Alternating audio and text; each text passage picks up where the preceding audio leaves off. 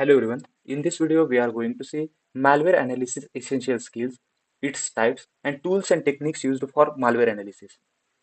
जैसा हम लोगों ने डिजिटल फॉरेंसिक इन्वेस्टिगेशन प्रोसेस में देखा, जो इन्वेस्टिगेशन ऑफिसर होता है या फिर फॉरेंसिक एक्सपर्ट होता है, उसके पास उस केस के related proper skills, knowledge, studies या फिर एविडेंसेस कैसे कलेक्ट करते हैं, इन्वेस्टिगेशन कैसे परफॉर्म करते हैं, कोर्ट के सामने कैसे पेश करते हैं, इसका नॉलेज होना जरूरी होता है। इन सेम वे जो मालवेयर एनालिसिस ऑफिसर, जिसे हम लोग सिक्योरिटी एक्सपर्ट या फिर प्रैक्टिशनर भी बोलते हैं, उसके पास भी प्रॉपर नॉलेज होना, स्किल्स होना बहुत जरूरी होता है, एक्सपीरियंस होना बहुत जरूरी होता है, क्योंकि ये थोड़े से सेंसिटिव पॉइंट होते हैं। अगर कुछ गलती हुआ तो पूरा नेटवर्क या फिर पूरी ऑर्गेनाइजेशन, पूरा सिस्टम डैमेज हो सकता है। Not only after the happening the incident, ये जो प्रिकॉशनरी मेजर्स है ये हम लोगों को रेगुलरली लेने पड़ते हैं, in day to day life में लेने पड़ते हैं। इससे ऑर्गेनाइजेशन की सिक्योरिटी मेंटेन रहती है। जो सिक्योरिटी एक्सपर्ट होते हैं उनके पास उसके रिलेटेड भी नॉलेज होना जरूरी है। अगर किसी अदर ऑर्गेनाइजेशन पे भी ऐसा कुछ नया एक्टिविटी परफॉर्म होता है या फिर नया इंसिडेंट ऑकर होता है, तो उनका नॉलेज लेके हमारे ऑर्गेनाइजेशन को ऐसे अटैक से रोकना, ये भी काम सिक्योरिटी एक्सपर्ट का, प्रैक्टिशनर का होता है। इस पे research and development regularly perform होते जाता है। अगर XYZ ऑर्गेनाइजेशन पे कुछ अटैक परफॉर्म हुआ, सेम अटैक हमारे ऑर्गेनाइजेशन पे ना हो, इसलिए जो प्रिकॉशनरी मेजर्स लिए जाते हैं, इसके रिलेटेड भी जो स्टडीज होता है वो सिक्योरिटी एक्सपर्ट या फिर प्रैक्टिशनर करता है। तो जो हैकर्स होते हैं उनके पास भी कंप्यूटर सिस्टम का प्रॉपर नॉलेज होता है, और उनका काम यही होता है कि वल्नरेबिलिटीज फाइंड आउट करे, सिस्टम को अटैक करने की कोशिश करे, वहां से पैसे निकालने की कोशिश करे, या फिर कुछ ब्लैकमेल करने की कोशिश हो सकती है, फाइनेंशियल लॉस हो सकते हैं, डेटा चुराना हो सकता है, कुछ भी रीजन हो सकता है। तो हैकर ऐसे वल्नरेबल पॉइंट ढूंढने की कोशिश करते हैं। तो सिक्योरिटी एक्सपर्ट का काम होता है कि ऐसे वल्नरेबल पॉइंट्स को रोक के रखना, या फिर ऐसे अटैक वेक्टर से कंप्यूटर सिस्टम या फिर ऑर्गेनाइजेशन को दूर रखना। तो फिर जो सिक्योरिटी एक्सपर्ट या फिर हम लोग उसे प्रैक्टिशनर भी बोलते हैं, in malware analysis is a person who has many skills in a programming language. उसके पास प्रोग्रामिंग लैंग्वेज का प्रॉपर नॉलेज होना चाहिए। वेब लैंग्वेज हो सकता है, असेंबली लैंग्वेज हो सकता है, operating systems, network programming and settings, web application security, and अलग अलग साइबर थ्रेट्स के बारे में भी उसके पास नॉलेज होना जरूरी होता है। और जो कॉमन वल्नरेबिलिटीज है उसको कैसे सॉल्व किया जाता है, उस पर कैसे प्रिकॉशनरी मेजर्स लिए जाते हैं, इनका नॉलेज भी सिक्योरिटी एक्सपर्ट के पास होना जरूरी होता है। और अगर कोई ऐसा इंसिडेंट ऑकर होता है तो कौन से टूल्स एंड टेक्निक्स फॉलो करने चाहिए, इंसिडेंट रिस्पॉन्स में क्या करना चाहिए, प्रिकॉशनरी मेजर्स लेने के लिए प्राइमरी एक्शंस क्या लेनी चाहिए, ये सब नॉलेज मैलवेयर एनालिसिस एक्सपर्ट या फिर हम लोग जिसे सिक्योरिटी एक्सपर्ट बोलते हैं, इसके पास होना चाहिए। और अगर आपके ऑर्गेनाइजेशन को या फिर नेटवर्क को सिक्योर रखना है, तो आपके ऑर्गेनाइजेशन में ऐसे सिक्योरिटी एक्सपर्ट होना बहुत जरूरी होता है। ये लोग कंप्यूटर सिक्योरिटी मेंटेन करने का काम करते ही, उसके ऊपर से अगर कुछ नया एक्टिविटी परफॉर्म हो रहा है तो उससे हमारे नेटवर्क को कैसे सिक्योर रखना है, इसका भी काम वो लोग करते हैं। और हम लोगों ने जो CSL सीरीज में स्टैंडर्ड सिक्योरिटी कंप्लायंसेस देखी थी, तो उसमें जो रूल्स होते हैं, रेगुलेशंस होते हैं, उनको फॉलो करने का काम, उनके बारे में प्रॉपर नॉलेज ऐसे सिक्योरिटी एक्सपर्ट के पास होता है। ऐसे लोग आपके ऑर्गेनाइजेशन में होना बहुत जरूरी होता है, और ये आपके ऑर्गेनाइजेशन का सेफ्टी मेंटेन करते हैं। तो मालवेयर एनालिसिस के तीन टाइप्स है, एक होता है static, another dynamic and hybrid. इसमें इन डेप्थ जाने की जरूरत नहीं है, ये टेक्निकल कंसेप्ट है। इन शॉर्ट मैं आपको बताता हूँ। स्टैटिक मालवेयर एनालिसिस जो टाइप है, it looks for files that may harm your computer system without actively running the malware code. इसके लिए इसका यूज किया जाता है। जो different different tools and techniques हम लोग जो यूज करते हैं, उनका यूज किए बिना सिर्फ देख के हम लोग बता सकते हैं कि ये कंप्यूटर सिस्टम को हार्म करेगा कि नहीं करेगा। इसे स्टैटिक मालवेयर एनालिसिस बोला जाता है। इसके एडवांटेजेस भी है, इसके डिसएडवांटेजेस भी है, क्योंकि हम लोगों को देख के या फिर उसके प्रॉपर्टीज सिर्फ देख के नहीं समझता कि कितना हार्मफुल हो सकता है। समटाइम्स वो ज्यादा हार्म करता है, समटाइम्स हम लोग ऐसा बोल सकते हैं कि ये ज्यादा हार्मफुल वायरस है, बट वो उतना हार्मफुल नहीं होता। सो स्टैटिक एनालिसिस के एडवांटेजेस भी है और डिसएडवांटेजेस भी है। सेकंड आता है dynamic.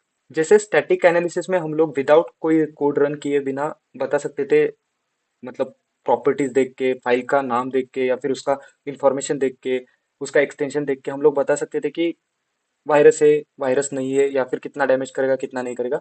But in dynamic malware analysis हम लोग वो कोड रन कर देते हैं, वर्चुअली कोड रन कर देते हैं। बट इसका भी एडवांटेजेस है, डिसएडवांटेजेस है। जैसे कि अगर हम लोग कोड रन करेंगे तो ऐसा भी हो सकता है कि आपके सिस्टम को डैमेज पहुंचा दे। और एडवांटेज ये है कि हम लोगों को समझता है कि वायरस कैसे डैमेज कर रहा है, हम लोग प्रिकॉशनरी मेजर्स क्या लगा सकते हैं इसके ऊपर, और एंटी वायरस टेक्निक्स क्या अप्लाई कर सकते हैं। सो डायनामिक में इतना सारा इंफॉर्मेशन आता है। और hybrid is a combination of static and dynamic technique, मतलब समटाइम्स सिर्फ देख के बता सकते हैं या फिर समटाइम्स कोड रन करके बता सकते हैं। सो इतना इन डेप्थ में जाने की जरूरत नहीं है, टेक्निकल कंसेप्ट है, साइबर सिक्योरिटी के इन डेप्थ कंसेप्ट है। स्टैटिक, डायनेमिक एंड हाइब्रिड के बारे में इतना इन्फॉर्मेशन भी आपके पास है तो मोर देन इनफ है। तो ये मालवेयर एनालिसिस करने के यूज केसेस क्या है, मतलब इसका फायदा क्या होता है? जैसे कि हम लोग इंसिडेंट रिस्पॉन्स में इसका यूज कर सकते हैं, एक्टिविटी ऑकर होने से पहले या फिर ऑकर होने के बाद जो प्राइमरी एक्शंस ले सकती है, प्रिकॉशनरी मेजर्स हो सकते हैं, प्रिवेंशन मेजर्स हो सकते हैं, क्या लेने चाहिए, इसका एनालिसिस हम लोगों को समझना है। सेकेंड आता है मालवेयर रिसर्च एंड डिटेक्शन। जैसा मैंने पहले ही बोला कि अगर कुछ नया वायरस आने की संभावना है तो उसके रिलेटेड हम लोग क्या प्रिकॉशनरी मेजर्स ले सकते हैं, इसका नॉलेज हम लोग ले सकते हैं। नेक्स्ट आता है indicator of compromise, IOC extraction. मतलब अगर कोई अटैक आपके सिस्टम में परफॉर्म होता है तो कितना डैमेज आपके सिस्टम में हुआ है या फिर कितना लॉस आपका हुआ है, इसका नॉलेज हम लोगों को मिल सकता है। नेक्स्ट आता है थ्रेट हंटिंग। थ्रेट हंटिंग मतलब जो प्रीवियसली वर्नरेबिलिटीज है या फिर प्रीवियसली जो यूजिंग वायरसेस है, उनसे हम लोगों को कंप्यूटर सिस्टम को कैसे सिक्योर कर सकते हैं, इसके बारे में नॉलेज हम लोगों को आता है। नेक्स्ट आता है थ्रेट अलर्ट्स। अगर कुछ अटैक परफॉर्म होता है तो हम लोगों को समझ जाएगा या फिर सिक्योरिटी एक्सपर्ट को समझ जाएगा कि कोई अटैक परफॉर्म हो रहा है, उससे कैसे सिस्टम को बाहर निकालना है, फिर उसको सिस्टम से कैसे बाहर निकालना है, इसके बारे में हम लोग एक्शन परफॉर्म कर सकते हैं। और नाउडेज आपको तो पता ही है कि number of cyber attacks increase हो रहे हैं, तो इसकी वजह से मालवेयर एनालिसिस एसेंशियल स्किल्स होना बहुत जरूरी है या फिर इसके रिलेटेड प्रिकॉशनरी मेजर्स लेना बहुत जरूरी है। तो इतने सारे यूज केसेस हैं, इसलिए हम लोग मालवेयर एनालिसिस परफॉर्म करते हैं। तो इसमें नेक्स्ट आता है malware analysis tools and techniques. मैंने 6-7 टूल्स आपको यहाँ पे दिए हैं, इससे ज्यादा भी टूल्स हो सकते हैं। सम ओपन सोर्स टूल्स हो सकते हैं, प्रीमियम टूल्स हो सकते हैं, पेड टूल्स हो सकते हैं, या फिर ऐसे टूल्स भी हो सकते हैं जो हम लोगों के लेवल पे या फिर इंटर लेवल जो प्रैक्टिस करते हैं उनके लिए अवेलेबल नहीं होती, हायर लेवल पे वो अवेलेबल होते हैं, ऐसे भी टूल्स हो सकते हैं। तो थोड़ा सा नॉलेज या फिर इनके नाम भी आपको पता है तो मोर देन इनफ है, इतना डेप्थ में जाने की जरूरत नहीं है। मैं आपको इसका थोड़ा थोड़ा इन्फॉर्मेशन देता हूँ। उसमें फर्स्ट टूल आता है पी स्टूडियो। तो ये पी स्टूडियो जो है वो identify potential suspicious files bye analysing what is happening on your system. आपके सिस्टम पे जो ऑपरेशन चल रहे हैं उससे जो सस्पिशियस फाइल्स है उसको फाइंड आउट करता है। And after identifies malicious files it quarantine them and assign each hash. Hash तो आपको पता ही रहेगा, एक पर्टिकुलर नंबर जनरेट होता है, कॉम्बिनेशन होता है अल्फाबेट्स न्यूमेरिकल्स का। और हैश वैल्यू मतलब जो इंटीग्रिटी मेंटेन करने के लिए हम लोग यूज करते हैं उसे हैश वैल्यू बोला जाता है। तो अगर हम लोगों को वो वायरस कैसे रन कर रहा है या फिर कैसे एक्शंस परफॉर्म कर रहा है ये देखना है, तो हम लोग वो हैश वैल्यू लेंगे और पी स्टूडियो का जो इन्वायरमेंट है उसमें यूज करेंगे, और हम लोगों को समझेगा कि वायरस कैसे एक्शन परफॉर्म कर रहा है, और इससे हमारे सिस्टम में डैमेज भी नहीं होगा और हम लोगों को वायरस कैसे वर्क हो रहा है ये भी समझेगा। तो इतना बेसिक इन्फॉर्मेशन पी स्टूडियो का आपके पास होना चाहिए। नेक्स्ट आता है प्रोसेस हैकर। प्रोसेस हैकर एक ऐसा टूल है जो अंडरस्टैंड करता है डिफरेंट डिफरेंट प्रोसेसेस जो आपके कंप्यूटर सिस्टम में या फिर आपके नेटवर्क से रन हो रहे हैं या फिर प्रोसेस हो रहे हैं।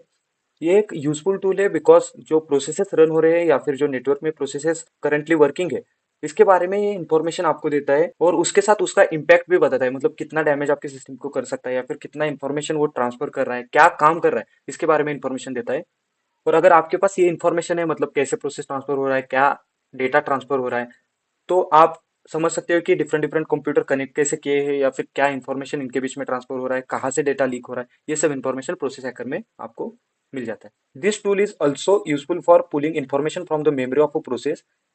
मतलब जो प्रोसेस का मेमोरी होता है, जैसे मैंने पहले ही बताया, उसमें इन्फॉर्मेशन हो सकता है जैसे कि स्ट्रिंग्स हो सकता है, आईपी एड्रेसेस हो सकती है, डोमेन नेम्स हो सकता है, यूजर एजेंट्स हो सकता है।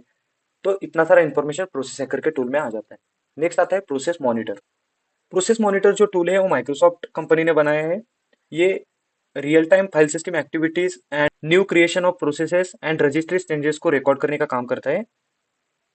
अगर कोई मैलिशियस स्क्रिप्ट रन होना स्टार्ट हो जाता है या फिर मैलिशियस प्रोसेस रन होना स्टार्ट हो जाता है तो प्रोसेस मॉनिटर टूल उसको वहां पे ही रोक देता है, उसको वहां पे किल कर देता है। और जो एनालिस्ट होता है उसको प्रॉपर इन्फॉर्मेशन मिल सकता है कि किस प्रोसेस को प्रोसेस मॉनिटर टूल ने किल किया है, और उससे वो एनालाइज कर सकता है कि ऐसे ऐसे टूल में वायरस है या फिर कुछ अनइथिकल एक्टिविटी परफॉर्म हो रही है। नेक्स्ट आता है प्रॉकडॉट।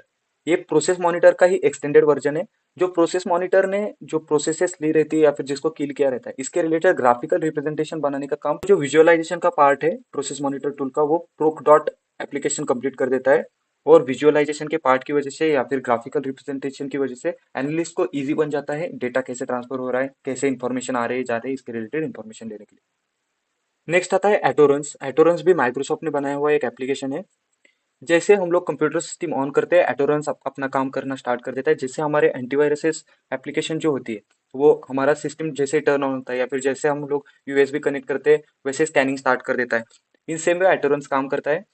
अगर आप विंडोज ऑपरेटिंग सिस्टम यूज कर रहे हो तो ये आपके ऑपरेटिंग सिस्टम का पार्ट है। अगर आप कोई एप्लीकेशन या फिर प्रोसेस रन करते हो और अगर आपको सिक्योरिटी वार्निंग्स आ रही है तो उसके बिहाइंड एटोरेंस टूल या फिर उसका प्रोसेसिंग होता है और वो बताता है कि ये एप्लीकेशन ओपन करने से आपके सिस्टम को हार्म पहुंचाया जा सकता है या फिर आपका सिस्टम वल्नरेबल बन सकता है। नेक्स्ट आता है फिडलर। फिडलर जो होता है वो observe and study malicious traffic because it serves as a proxy, accepting and managing the network traffic. जो ट्रैफिक आपके सिस्टम से सर्वर पे जा रहा है या फिर आपके सर्वर से सिस्टम पे आ रहा है वो ट्रैफिक को मैनेज करने का काम फिडलर करता है।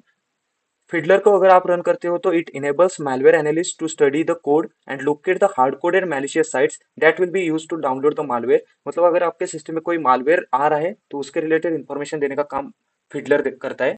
और जो फिडलर टूल होता है वो हम लोग HTTP या फिर HTTPS जो रिक्वेस्ट हम लोग कंप्यूटर से भेजते हैं उसके साथ यूज करते हैं।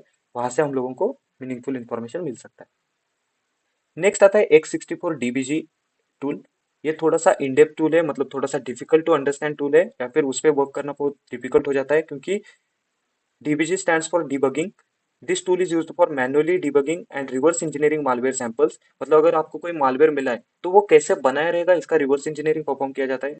रिवर्स इंजीनियरिंग टेक्निक तो आपको पता ही रहेगा। अगर हम लोग गाड़ी का एग्जांपल लेंगे तो गाड़ी कैसे बनाया रहेगा इसका नॉलेज हम लोग पहले लेते हैं और फिर सेम गाड़ी बनाने की कोशिश करते हैं। अगर उसमें कुछ प्रॉब्लम्स है या फिर कुछ इश्यूज है, बग्स है, तो उनको सॉल्व करने की कोशिश करते हैं।